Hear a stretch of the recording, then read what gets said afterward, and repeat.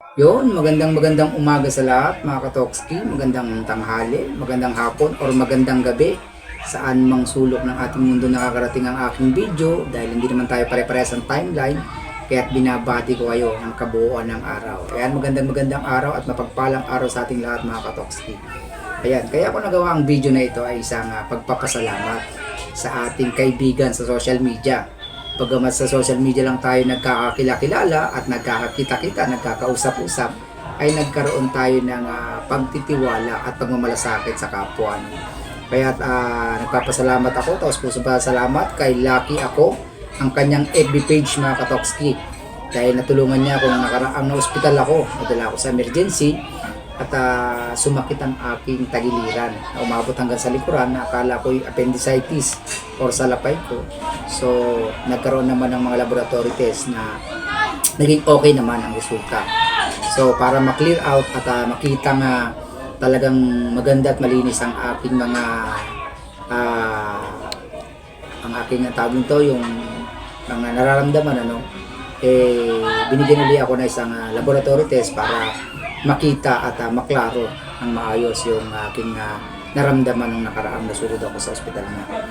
So yun, at pagkatapos nun ay syempre nagkaroon tayo ng mga natural na pamamaraan. Nagpa-araw tayo syempre para kung sabi nga minsan gumamit tayo ng mga natural na pamamaraan na galing sa kalikasan tulad ng pagpapaaraw, di ba?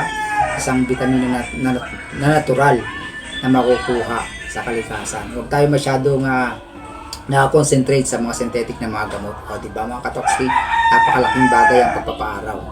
So yun mga katokski, at natulungan niya ako. At sa ikalawang pagkakataon nga, nung na-hospital nga ako, ay yun, napadala niya ako ng pinansyal para makatulong sa aking pagpapalaboratory. Bakit ko nasabing ikalawang pagkakataon? Dahil sa unang pagkakataon mga katokski, natulungan niya na rin ako. Dahil kung hindi nyo pa alam at lingid pa sa inyo mga katoksi, isa po pala akong PWD. Ayun, pa ako medyo mahina na. Dahil nagkaroon ako ng gout arthritis, so physical problem.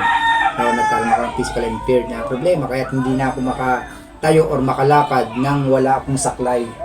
Ayan, ito yung aking saklay. So dati kasi, ito, sa tagal ko nang ginagamit, medyo napudpud na itong pinaka-guard niya, yung goma niya, pati dito, at maging dito sa baba. Minsan natutulas na nga ako. So dahil sa tulong ni Chris Lucky Inisilio, ang kanyang pangalan sa YT pala mga katoksi, kung gusto niyo siyang sundan sa kanyang YT channel, ay ang pangalan niya ay Chris Lucky Inisilio. Yun. Kaya natulungan niya ako, binigyan niya ako ng pinansyal para makabili ako ng guard ang aking saklay. Ngayon, medyo maganda na siyang gamitin. Hindi lang, medyo talagang komportable na. Hindi na masakit sa kilikili, sa mga kamay ko, at hindi na ako masyadong hirap. So, yun sa unang pagkakataon na tumulong na sa akin na hindi ko inaasahan. Dahil siyempre, sa social media lang tayo nagkakakilala. Diba? At sa ikalawang pagkakataon, ito, tinulungan niya pa rin ako sa aking medikasyon. So, yun, maraming salamat, Katoks. Lucky Ako, ang kanyang FB page, at ang kanyang YT channel naman ay Chris Lucky Inisilio. So shout out sa iyo at sa iyong minamahal. Ayan, all the way from Russia nga pala mga katokski. Ayan, shout out sa mga OFW natin dyan sa Russia. At syempre sa lahat ng OFW natin dyan saan man sulok ng ating mundo, shout out sa inyo at ingat-ingat tayong palagi na bigyan tayo ng maayos na kalusugan at makaragdagang kalakasan na siyang ating nagagamit sa pang-araw-araw natin paggawa mga katokski. Ayan, muli po kay Lucky Ako na kanyang FB page at Chris Lucky Inisilio na kanyang YouTube channel, ay maraming salamat sa iyong tulong pinansyal na pinagkaloob sa akin.